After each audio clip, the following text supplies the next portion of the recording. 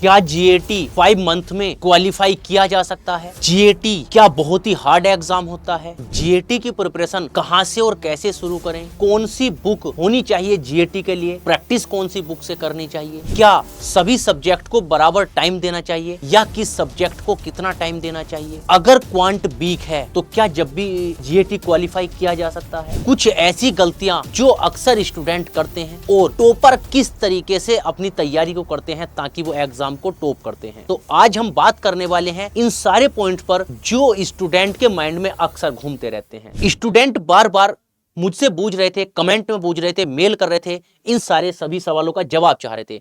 तो उनमें जो ज्यादातर स्टूडेंट के डाउट थे वो यही थे जिनको मैं आपके सामने उठा करके लेकर के आया हूं। तो चलिए अब हम बात करने वाले हैं इसमें सभी पॉइंट पर, सभी सवालों पर डिटेल में। सबसे पहला सवाल, क्या 5 मंथ में जीएटी क्वालिफाई किया जा सकता है?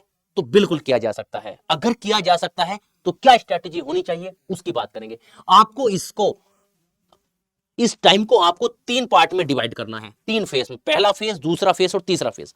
पहला फेज जो होगा आपका वो 1 से लेकर के 2 महीने का होगा।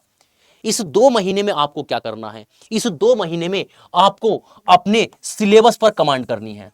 इस 2 महीने में क्या करना है? आपको अपने सिलेबस पर फुल कमांड करनी है, यानी कि कंप्लीट सिलेबस पढ़ना है।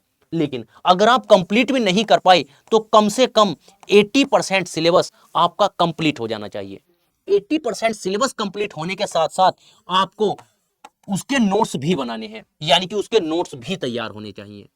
ऐसा करते ही आपका जो डर है वो बिल्कुल खत्म हो जाएगा। कहने का मतलब है बहुत ज्यादा हद तक आपका डर खत्म हो जाएगा।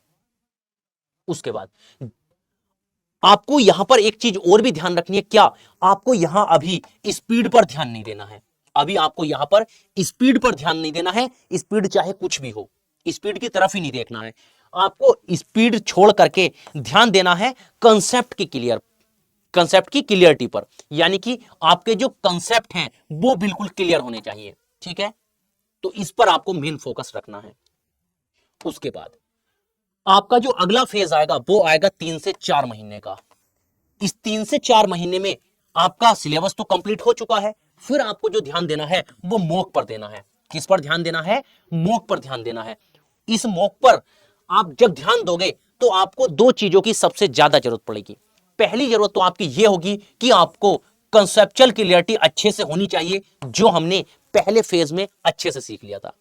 उसके बाद प्लस हमारी क्या होनी चाहिए? स्पीड होनी चाहिए। उस स्पीड पर अब हम काम करेंगे। तो जब हम मॉक लगाएंगे और कॉन्सेप्चुअल क्लियरिटी हमको होगी तो मॉक के साथ साथ आपकी स्पीड ऑटोमेटिकली क्या है? बढ़नी स्टार्ट हो जाएगी।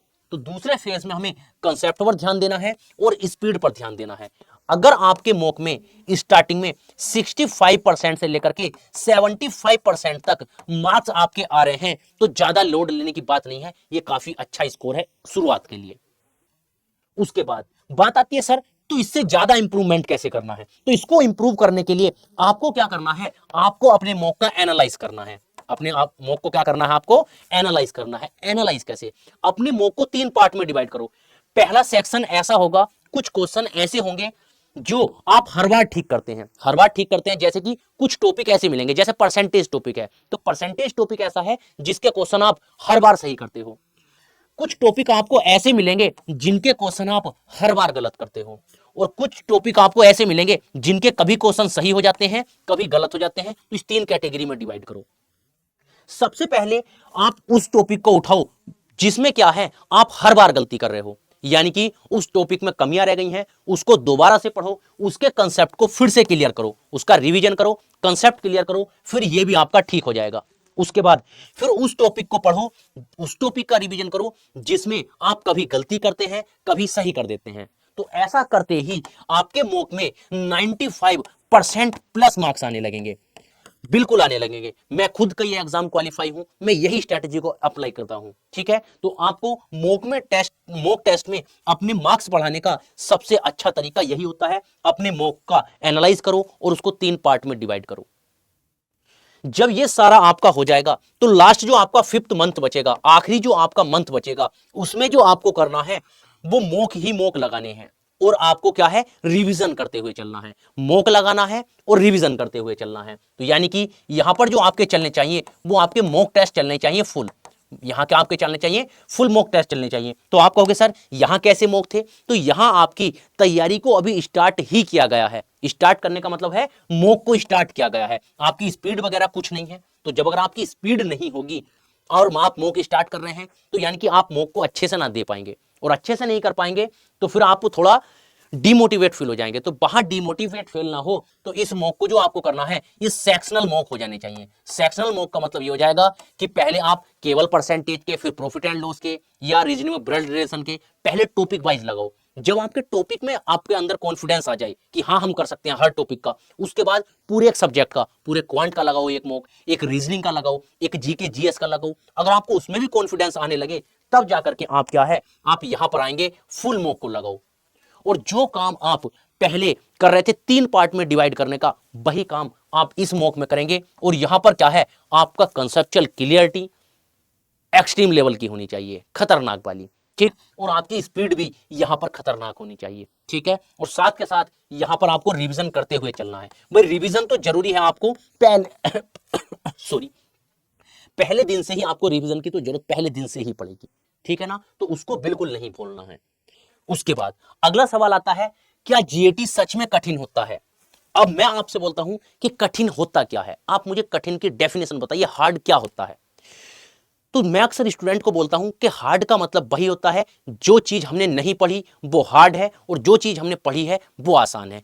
एग्जाम्पल से समझाने की कोशिश करता हूं। मैं आपसे बोलता हूं कि मेरे भाई मुझे एबीसीडी सुनाइए, नहीं स्टार्ट करिए, तो आप कहोगे सर इतनी आसान चीज हमसे क्यों पूछ रहे हो, इतना आसान से इसको तो हम एकदम सुना देंगे। मैंने कहा ठीक है मेरे भाई, अब आप मुझे बताइए कि आप मुझे उर्दू के अलिफ बेते सुनाने शुरू करिए। उर्दू में आते हैं जैसे हमारे एबीसीडी होते हैं, ए आ ई होते हैं, ऐसे उर्दू में अलिफ बेते से होते हैं। अब मैं आपसे कहता हूं मुझे उर्दू के अलिफ बेते से सुनाने शुरू करिए। अब आपने उर्दू आज से पहले देखी नहीं है तो आप कहोगे सर कितना हार्ड सवाल कर रहे हो, इसको तो हम नहीं बता पाएंगे कुछ भी। लेकिन जो अगर कोई मुस्लिम बच्चा होगा जिसने बचपन से उर्दू पढ़ी होगी वो इसको आसानी से सुना देगा। तो क्या अलिफ बेते आपके लिए तो हार्ड हो गए, और जो मुस्लिम बच्चा है जिसने बचपन से उर्दू पढ़ी है उसके लिए क्या हो गई, ये आसान हो गई। तो कहने का मतलब यही है, मैं आपको इस एग्जांपल से यह समझाना चाह रहा हूं कि जो हमने पढ़ा है वो आसान है और जो हमने नहीं पढ़ा वो हार्ड है, बस बात खत्म। इससे अच्छी डेफिनेशन हार्ड या इजी की कुछ हो नहीं सकती। तो इस चीज को छोड़िए, हार्ड है कठिन है इसको छोड़िए, हमेशा मंजिल की तरफ देखिए, ठीक है। रास्तों की फिक्र मत करिए, जब आप घर से निकलोगे तो रास्ते ऑटोमेटिक बन जाते हैं। तो ये मत सोचो ये हार्ड है, ये इजी है, ये वो, ऐसा कुछ नहीं सोचना है, ठीक है। डिमोटिवेट कभी फील मत करा करो। उसके बाद जीएटी की प्रिपरेशन कहां से और कैसे शुरू करें। तो देखो कहां से और कैसे की बात करें तो आपकी वीडियो कंप्लीट होते ही आपको जो स्टार्ट कर देना, आज से ही वर्क करना है। अगर आज से पहले आप कुछ भी नहीं जानते टेंशन मत लेना, जो मैं बोल रहा हूं आज से ही स्टार्ट कर दो। सबसे पहला काम है आपका क्या, अपने सिलेबस को डाउनलोड करो। और सिलेबस को डाउनलोड करने के बाद देखो आपके सिलेबस के अंदर क्या क्या टॉपिक हैं। जैसे आपने अपना सिलेबस डाउनलोड करा और उसके अंदर आपने देखा कि मिक्सचर एंड एलिगेशन।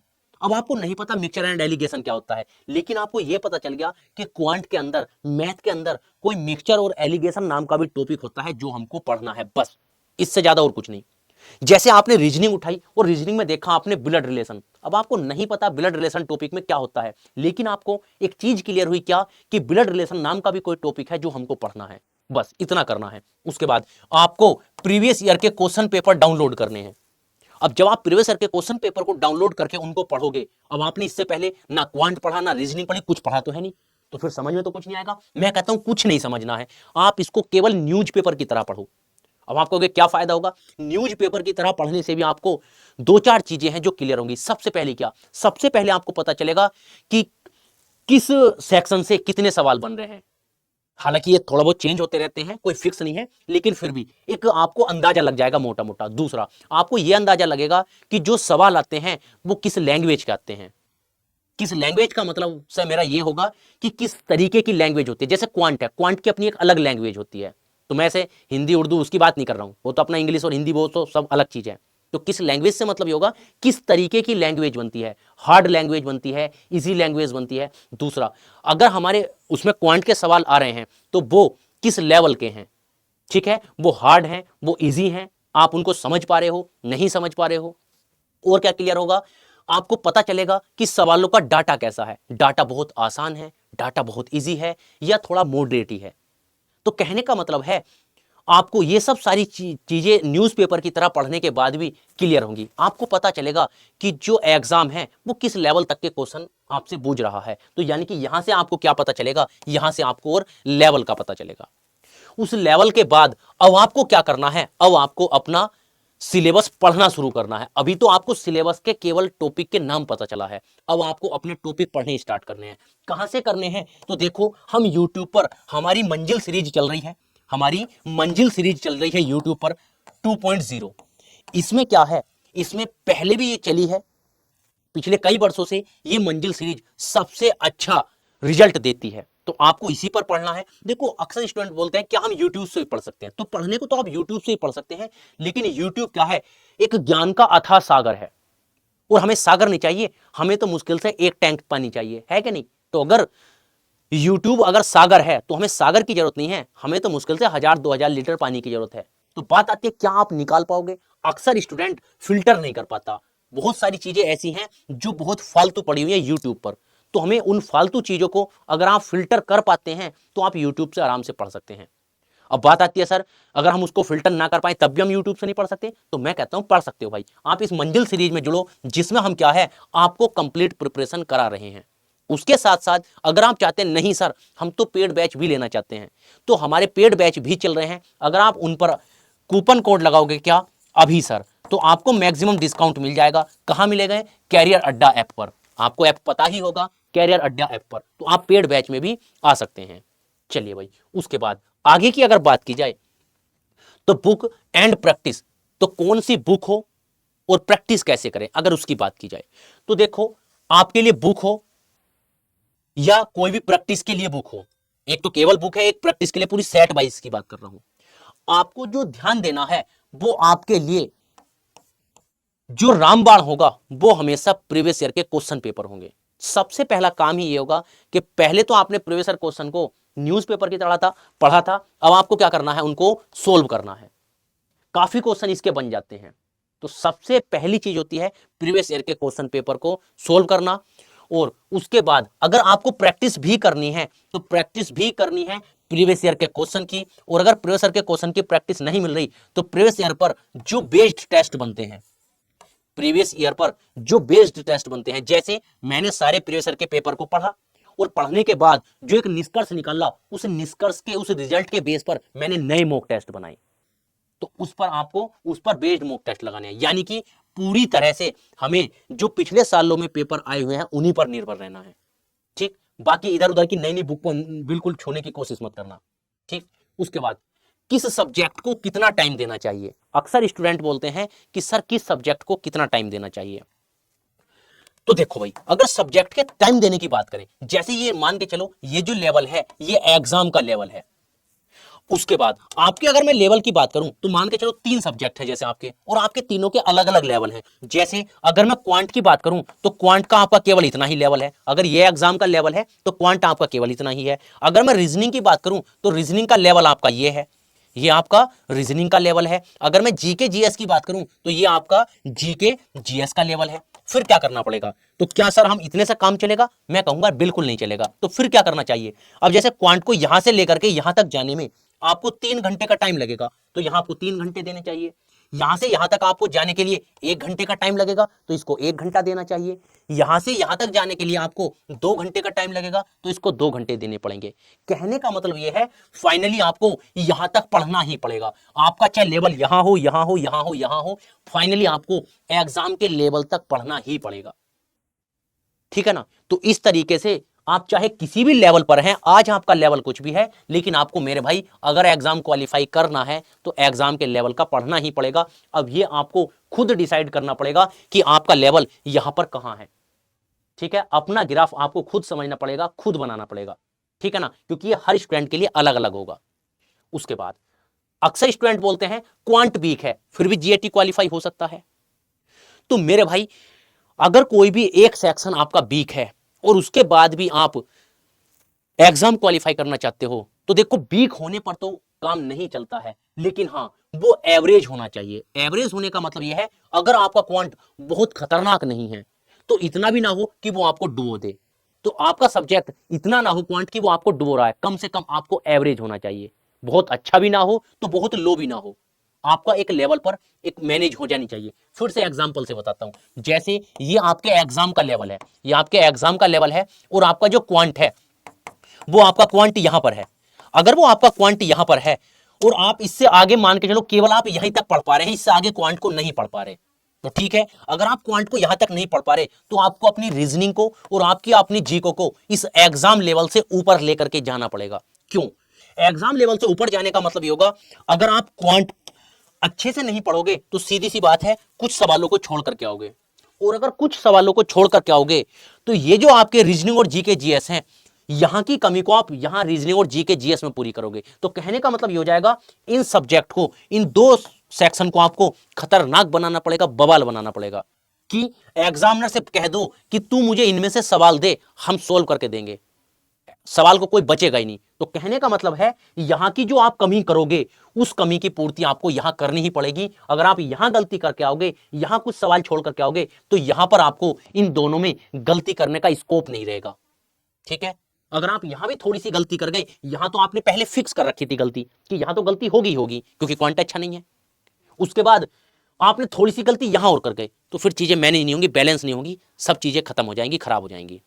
तो ये ध्यान रखना। तो दो सेक्शन को बवाल बना लो, खतरनाक बना लो, तो ये ऑटोमेटिक मैनेज हो जाएगा। लेकिन ये ना हो कि सर यहां पढ़े क्वांट पे, यहां नहीं, थोड़ी चीजें थोड़ी सी मैनेज होती हैं, ज्यादा नहीं होती, ठीक। तो छोड़ना कुछ नहीं है, मैनेज करना है। उसके बाद कुछ मिस्टेक जिससे स्टूडेंट क्या होते हैं, फेल हो जाते हैं। ऐसी कौन कौन से मिस्टेक होते हैं जिससे स्टूडेंट फेल हो जाते हैं? तो सबसे पहले अगर मैं बात करूं तो सबसे पहले जो स्टूडेंट गलती कर जाते हैं वो रिवीजन को लेकर के कर जाते हैं। सबसे पहले स्टूडेंट रिवीजन को लेकर के कर जाते हैं, यानी कि वो पढ़ते तो हैं लेकिन पिछला भूलते चले जाते हैं। जैसे वो चलता है ना कि आगे को दौड़ पीछे का छोड़, है कि नहीं?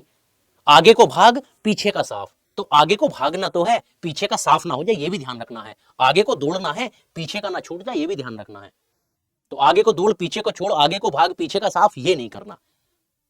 तो कैसे करना है? आपको रिवीजन करता चलना है और साइंटिफिकली करना है। अब साइंस क्या कहती है रिवीजन का, वो तरीका बताता हूं। सबसे पहले जो आपने पूरे दिन में पढ़ा उसको रात को 10-20 मिनट में रिवीजन कर लो, उसको रात को 10-20 मिनट में रिवीजन कर लो। बहुत ज्यादा बड़ी चीजें नहीं होती हैं, जितना भी पूरे दिन में पढ़ा। उसके बाद आपने जो पूरे सप्ताह में पढ़ा, पूरे सप्ताह के 6 दिन आपने पढ़ा, उसका रिवीजन संडे को कर लो 7वें दिन, उसका रिवीजन संडे को 7 दिन में कर लो। उसके बाद आपने पूरे मंथ में जो पढ़ा, आपने पूरे मंथ में जो भी पढ़ा उसके लास्ट के 5 दिन में उसका रिवीजन कर लो, यानी कि 25 दिन पढ़ो और लास्ट के 5 दिन में उसका रिवीजन कर लो। इस तरीके से 3 रिवीजन तो कम से कम होने ही चाहिए। उसके बाद जो अक्सर स्टूडेंट कर देते हैं कमी, वो कर देते हैं किस चीज में? तो वो कर देते हैं नोट्स बनाने में। कुछ स्टूडेंट मैं देखता हूं जो नोट्स नहीं बनाते। अब वो नोट्स नहीं बनाते हैं तो फिर क्या करेंगे? अब नोट्स ना बनाने का ये गलती हो जाती है या ये दिक्कत हो जाती है, पहली चीज वो जल्दी से रिवीजन नहीं कर पाते।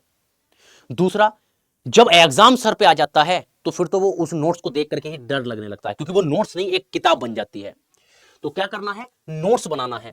और कुछ स्टूडेंट नोट्स बनाते तो हैं लेकिन वो फिर भी गलती कर देते हैं। कुछ स्टूडेंट ऐसे होते हैं जो नोट्स ना बनाने की गलती करते हैं, कुछ स्टूडेंट होते हैं जो नोट्स बनाने की गलती करते हैं। अब आप कहोगे सर कैसी बात बोल रहे हो, नोट्स बनाने की गलती कैसे होगी? अभी बताता हूं। उनके नोट्स कुछ ऐसे होते हैं कि बुक और नोट्स बराबर हो जाते हैं। देखो नोट्स का मतलब क्या होता है? बहुत बड़ी चीजों को बहुत छोटे में कन्वर्ट कर देना, उसी को नोट्स बोलते हैं। अब क्या होता है, उनके नोट्स और बुक बराबर हो गए, इतनी मोटी बुक है और इतना ही मोटा नोट्स है, तो फायदा क्या लगा नोट्स बनाने का? बुक ही पढ़ लेते अगर बराबर करना था। तो कहने का मतलब एक एग्जांपल से बताता हूं। देखो नोट्स और बुक में क्या फर्क होता है। जैसे आपसे एक सवाल किया जाए बुक के लिए कि आप कहां जा रहे हो, तो आप उसका जवाब जो बुक में दोगे वो दोगे मैं अपने मामा जी के घर घूमने जा रहा हूं, तो ये जवाब मिलेगा बुक के अंदर। लेकिन नोट्स में क्या होगा, जब आप इसी चीज को नोट्स में कन्वर्ट करोगे तो आपको सवाल मिलेगा कहां जा रहे हो, उसका आंसर क्या मिलेगा? मामा के घर। और मामा के घर भी नहीं मिलेगा, मामा घर, बात खत्म। के को भी खत्म कर दो, कहां जा रहे हो? मामा घर, बात खत्म हो गई। तो समझा कि नहीं डिफरेंस? तो जब आप इस चीजों को में अंतर कर पाओगे तो आप इतनी मोटी बुक को भी 10 पेज में कवर कर पाओगे। ये मैं आपसे बोल रहा हूं, ठीक। उसके बाद लास्ट जो आपका बचता है क्या, टॉपर्स की स्ट्रेटजी क्या होती है। तो देखो टॉपर्स की जो स्ट्रेटजी होती है, जो मैं अभी तक आपको बता रहा हूं, यही टॉपर्स की स्ट्रेटजी है। टॉपर कुछ अलग नहीं करते हैं, बस वो क्या करते हैं, जितना उनको समझा दिया जाता है वो उतने पर काम करते हैं, बाकी फालतू चीजों पर वो ध्यान नहीं देते हैं। तो कहने का मतलब यह है, जो आप में टॉपर बनेंगे या जो टॉपर बनने की तैयारी में है कि इस बार टॉप ही करना है, तो वो क्या करेंगे, इस वीडियो को देखते ही जितना बताया है उस पर काम करना शुरू कर देंगे। लेकिन कुछ ऐसे होंगे जो इसको वीडियो को देखेंगे और स्किप करके आगे बढ़ जाएंगे। तो आपको बताना है कि आपको ये वीडियो कैसी लगी, अच्छी लगी, नहीं लगी, क्या आप टॉप करना चाहते हैं या नहीं करना चाहते हैं, क्या जो मैंने बताया है आपको वो जानकारी कैसी लगी, ये सारी चीजें आपको मुझे बतानी है। क्या आपने प्रिपरेशन मेरे तरीके से स्टार्ट कर दी है कि नहीं करी है। उसके बाद कोई भी दिक्कत है आप मुझे यहाँ मेल कर सकते हैं, इस QR कोड को स्कैन करके टेलीग्राम से जरूर जुड़ना है, ठीक है। कोई दिक्कत आती है इस नंबर पर कॉन्टैक्ट करो, और आप इस पर अगर आप पेड बैच में आते हैं तो आप अभी सर कूपन कोड लगा सकते हैं। तो चलिए भाई, तब तक के लिए धन्यवाद।